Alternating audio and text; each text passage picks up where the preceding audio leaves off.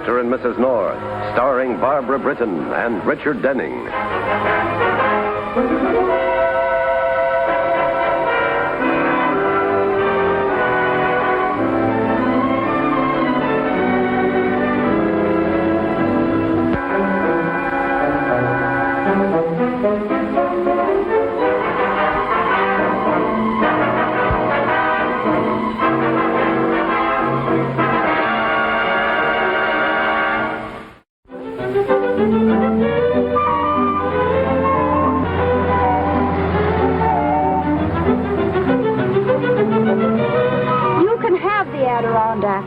I don't wonder Rip Van Winkle slept so long. I'm surprised he ever woke up.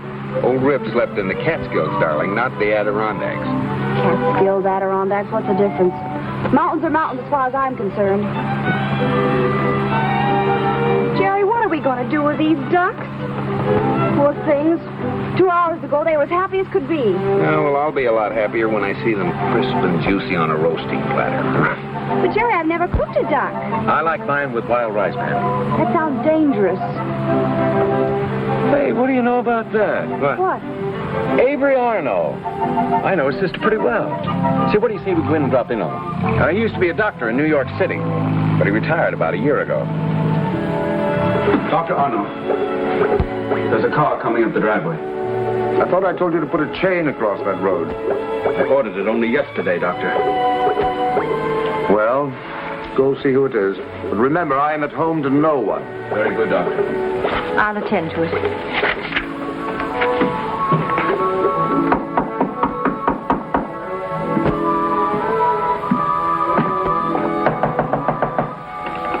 Who is it? Hello, Collins. Bill Wigan. Remember me? Well, are the Arnos in? We've been hunting in the neighborhood and thought we'd drop by and say hello.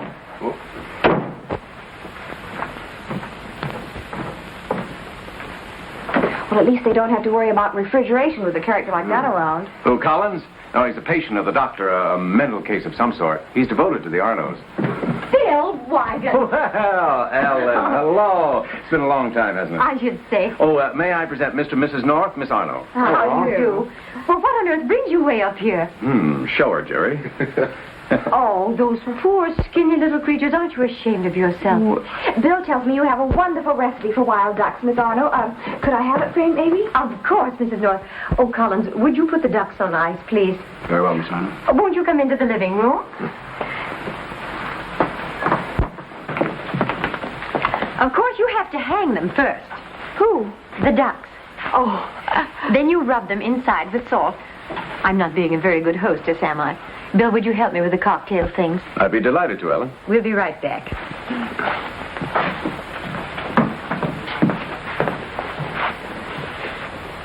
Hang them and salt them. That recipe sort of goes with a creepy place like this, Jerry. I have a feeling there's something going on. Yeah, it is kind of weird, isn't it? Maybe we ought to take the ducks and get out of here. Ellen, things like that don't happen, not in this day and age. You've known me for years. You know I'm not the hysterical type. I tell you, there's no question about it. A homicidal maniac, Ellen? Yes, in this house. Bill, it's awful. It's terrifying. Ellen, you need to calm down. How can I? Just now, as I came down the stairs, I saw the shadow of a man running toward the driveway. Okay, Ellen. I'll have a look. Good. I'll get the cocktail things.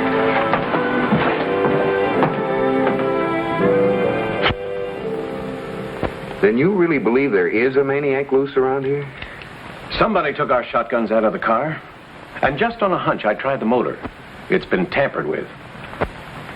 Well, apparently someone wants us to stay around for a while. Is that it? Or that they don't want us to leave tonight. Avery, I can't stand this any longer. I'll go mad myself, stark, raving mad. You know my feelings, Ellen. I can do nothing about it. Be reasonable.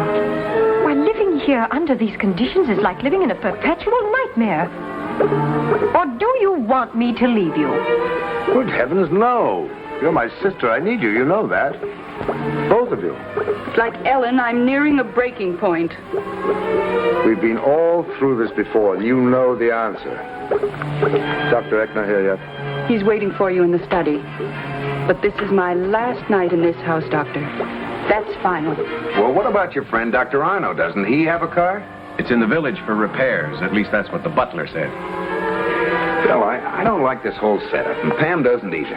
After all, the Arnos are complete strangers to us. I know, Jerry, I know. And I'm sorry I put you in a spot. After you hang them and salt them, I wonder what you do. With what? The ducks. Open the door, will you? I have a train myself. Sorry to have been so long. Now, what does who like to drink, and who wants one jigger or two? Well, I'll mix pans if you don't mind, Miss Arno. She likes charged water with a cork dipped into it exactly 1/2 second. Miss Arno, would you think it terribly rude of us if we phoned for a cab? You see, Jerry is a book publisher, and there's an author in from the coast for just one night in New York. Mrs. North, there isn't a cab within 50 miles.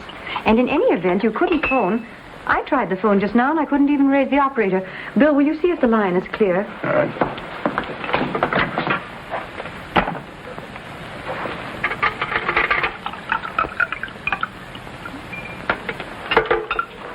It's dead now. It was working all right before you arrived. I didn't get your order, Miss Arno. Oh, nothing for me, thanks. Oh, won't you all sit down, please? Do you mind? Thank you. I'm dreadfully sorry that you seem to be prisoners here. Bill, you told Mr. and Mrs. North about our problem. He said that you were afraid of something in the house. Yes. For a long time, we've heard strange sounds. Florence Earle, that's my brother's secretary and nurse, she's heard them, so has my brother. It comes at odd hours. What sort of sounds? Oh, unearthly cries. Just like a man in utter anguish. Go on, Miss Arno. Well, lately, odd physical things have been happening, too. Just like that phone. And the guns that were taken out of your car, Bill. Bill, has he been prowling in your car? Well, coupled with the phone, that means... You're right, Miss Arno. With your car unavailable and Bill's crippled and no possible communication to or from the house, that must mean that tonight's the night for someone to... Maybe us. Well, have you any idea as to the identity of this creature? Well, after a fashion. I was looking in my brother's desk for a checkbook, and I came upon a case history of a patient. There it was in my brother's handwriting. Patient X, the homicidal maniac, is in this house. Why haven't you given this matter to the police? Well, my brother regards his patients as his children. He will not have him turned over to the police. But if this one is dangerous... He still thinks he can effect a cure. That's why Dr. Eckner is coming here. You'll meet him at dinner. He's a very old friend, an authority on mental cases. I'll be a mental case myself if this isn't cleared up tonight.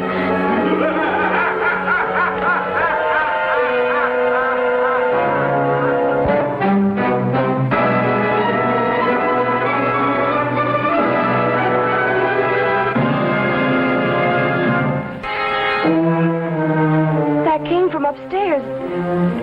Do you think we were overheard? Helen, do you see my sister? She's in the living room, Doctor, with her guests. Helen, you all right? Yes, dear, quite all right. Seemed to come from right outside my lab door. Yeah, when I opened it, there was no one there. I searched the attic and the upper floors. Avery, this is Mr. and Mrs. North. How do you do? How do you do? And you remember Bill Wigan? Oh, yes. Hello, Bill. Happy to have you aboard. Hello, Doctor. Excuse me, Dr. Arno. Dr. Eckner is waiting for you in your study. Oh, thank you. Excuse me. Don't become involved. Dinner's practically on the table. Oh, I shan't be a minute. Excuse me. Did you hear him shriek? Yes, dear, but don't worry. Tonight will see an end to this. It certainly will for me. I'm leaving. You can't. You mustn't. Meet Mr. and Mrs. North. And Lieutenant Bill Wigan. This is Florence Earle, my brother's secretary and nurse. How do you do, Mr. and Mrs. North? Lieutenant. Hello. How do you do? I'm sorry, Ellen. I've arranged for a car. I'm leaving right after dinner.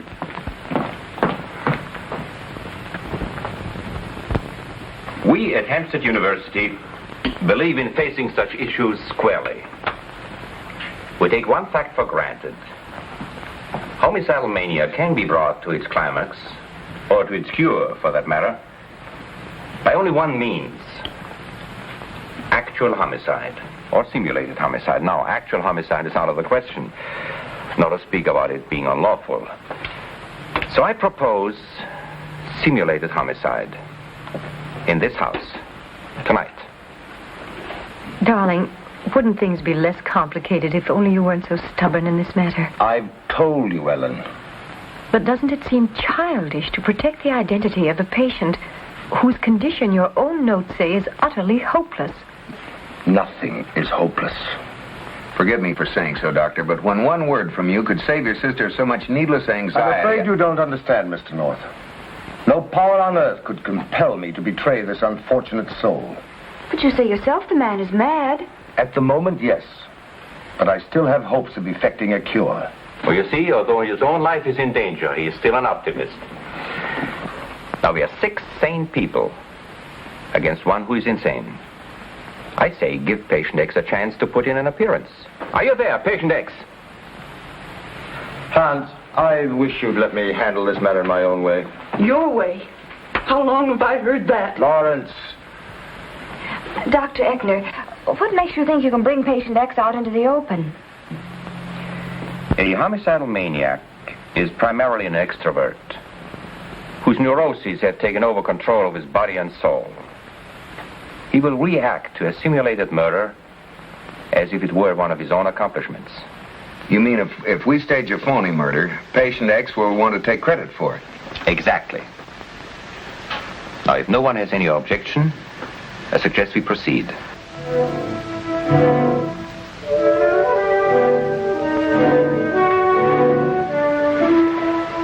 Ladies and gentlemen, I take your silence as assent.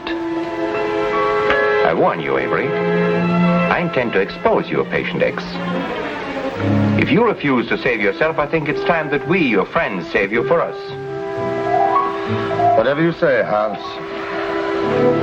You would please write on 6 slips of paper the following. Just a minute. There's someone listening behind that door. Enter! Enter, patient X. Oh, Collins. Excuse me, Doctor. I hesitated to interrupt. Welcome. Well, you're part of this household. You will take part in this game. Make it 7 slips, please. On 5, you write, please, with a single word, suspect.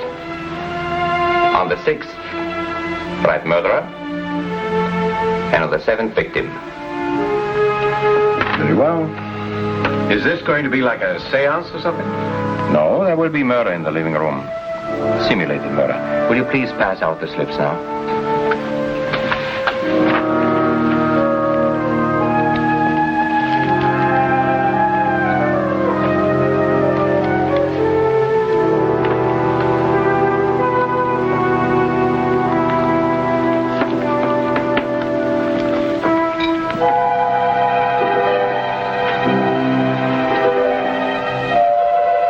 Now read your rolls. 5 of you will be suspects. 1 will be the murderer, and 1 is the victim. Now, when the lights come on again in the living room, I will question you, insult you, confuse you. But during the time of questioning, you may be sure of one thing. I will compel Avery's patient X to put in an appearance. Shall we go?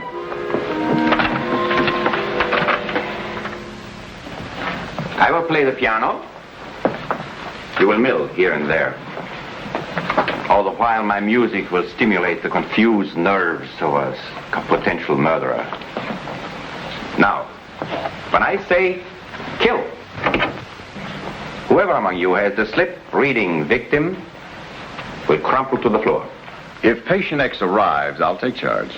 You see what I meant about police interference? You're not going to use your gun, Lieutenant, or your authority.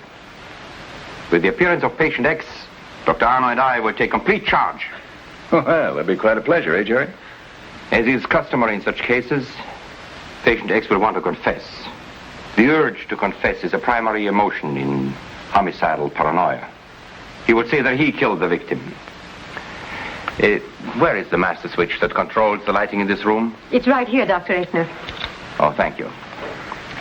Very well, then. And so begins our little game. What do you think of this? I'll give you 3 guesses. Very well, Collins. Darkness, if you please.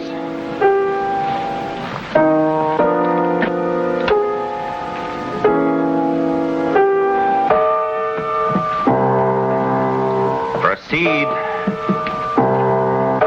The game has begun. An evening for murder, patient X. How can you resist? Come out! Come out of the darkness, patient X. Strike! Destroy!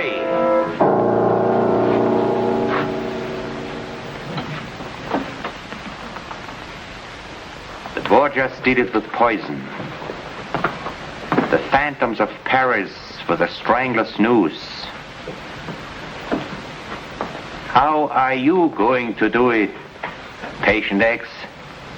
Kill! Kill! Let no one move! Who killed that woman? You! You did it! I will tell you your motive. You met her in New York, at Dr. Arnold's office. You were fascinated by her beauty. And at the first meeting you learned... Just a moment, Dr. Eckner. This is no longer a game. It's the real thing. This woman is dead.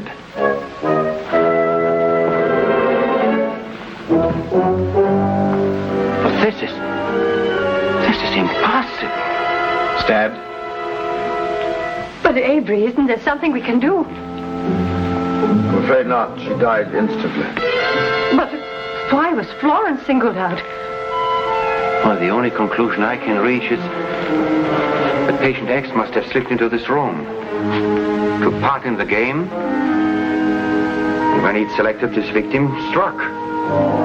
Dr. Arnold, do you still plan to conceal the identity of patient X even after what's happened here tonight? No. Time's come for me to tell all I know. Patient X is a man called Hubert Farrar. Under that name, I've treated him for many years.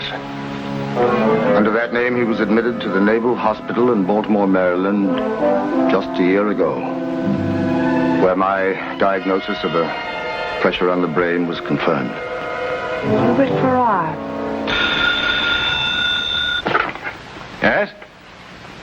Yes, this is 3434. What?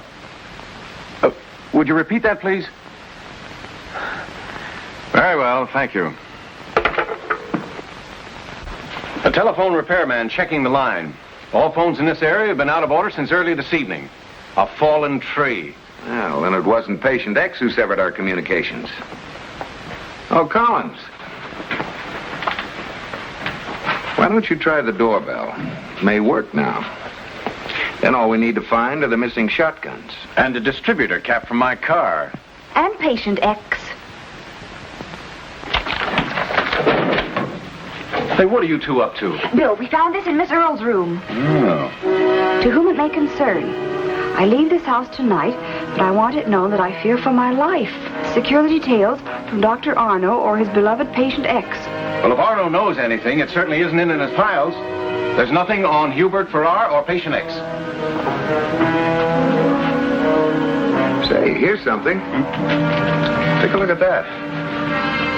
Hubert Farrar. Well, it's a lead, all right. What's more than that, Bill? Why not call Baltimore, the Naval Hospital, see what they have on the patient? All right, I'll do that. Hello, operator. I'd like to speak to the Naval Hospital in Baltimore, Maryland, please. Yes, I'll hang on. This is 3434, Dr. Avery Arno. Yes, it's urgent, please.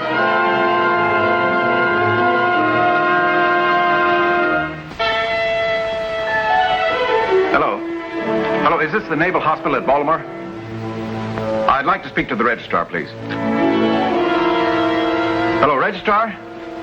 This is Lieutenant Wygum, New York Police. I'd like to check the record of a patient. Yes, well, he's there for a diagnosis approximately a year ago. Yes, his name is Hubert Farrar. Farrar. His doctor's name is Avery Arno. Sure you don't mean Dr. Farrar. He's in surgery, but I'll try and locate him for you. Jerry, Bill, look at this.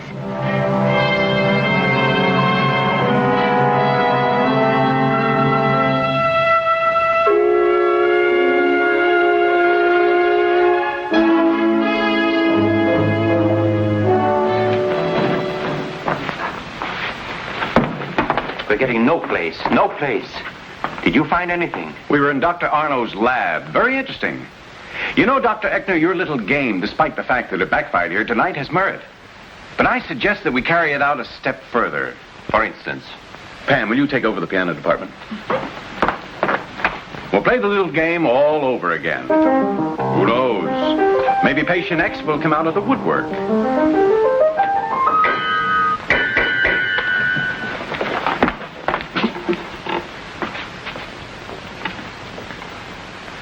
Now, wasn't that lucky?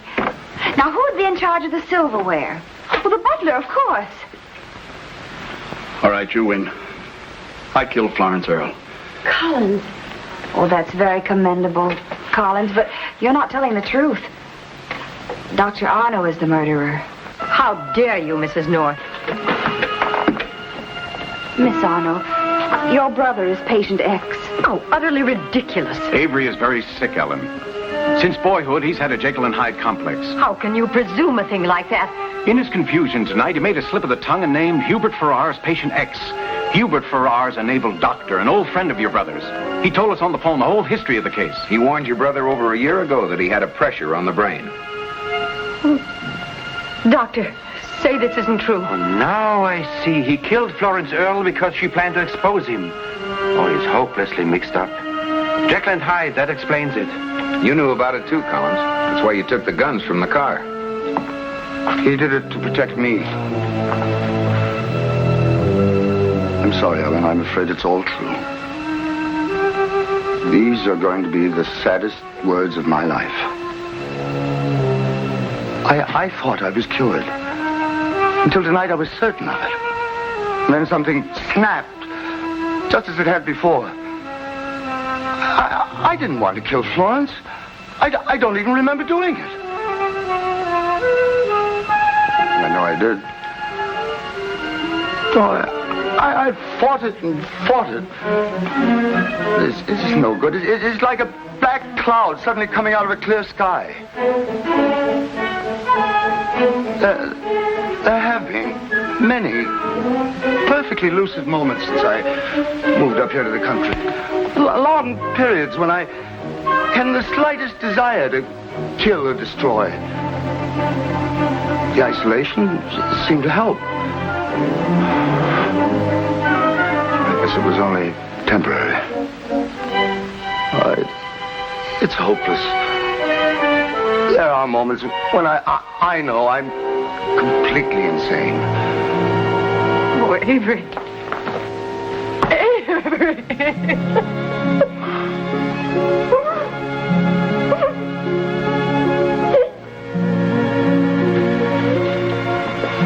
Doctor, I think you better take care of your friend. But the murder of Florence Earle? I think the verdict will be not guilty by reason of insanity. Oh, am I glad that one's over. You can say that again. You know, with that Dr. Arno running around loose, we could have all been dead ducks. Ducks. Ducks! What? We've got to go back. Our ducks are in their icebox. Just forget it, darling. We can buy some in town. But that won't help. Why?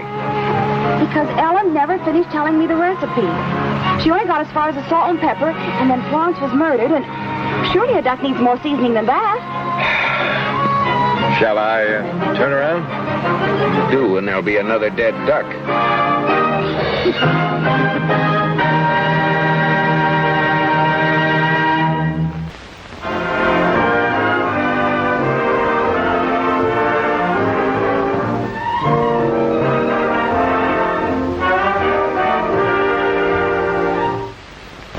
Mr. and Mrs. North is directed by Ralph Francis Murphy. A John W. Loveton production. Produced by Federal Telefilms. Starring Barbara Britton and Richard Denning, featuring Francis DeSale.